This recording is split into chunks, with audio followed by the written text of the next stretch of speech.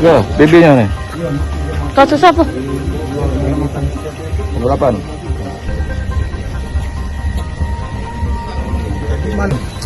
Kamu kenal sama korban yang punya motor? Nah, berarti kamu minjemnya untuk apa motor ini?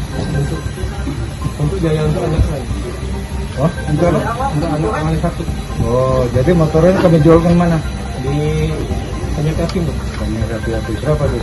2.600.000. Ini kan untuk apa? Untuk berobat anak. Alasan kau minjem ini dia bang?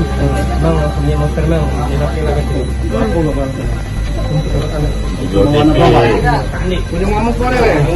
Kau jual tuh untuk berobat anak. Sakit Gaji, apa? Bang. Gaji, Bang. Kau gaji ke? Sakit apa anak? Kasih dekat. Sakit apa? Anak. Kap, Salim. 6. Tidak salim. Jujur nih. Jadi gimana bang? Tangkapannya bang? Yang ini. Ya, jadi kami berhasil mengungkap kasus penggelapan motor yang mana pada saat itu pelaku mendatangi korban dengan modus berpura-pura meminjam untuk menjual TV.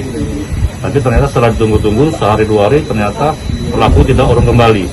Ternyata setelah diselidiki sepeda motor tersebut dijual dengan pelaku ke arah Tanjung Siapi-Api.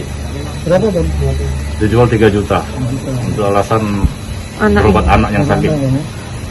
Mau pelaku ini spesialis gitu kan? Untuk pelaku baru sekali ini menurut pengeterangan dia untuk pelaku penggelapan. Pasal dikenakan bang? Pasal 372. Ada korban yang pelaku Kawan, jadi kawan dia kenal sehingga pada saat dipinjamkan tidak curiga. Jangan lupa subscribe, share, komen, dan like ya.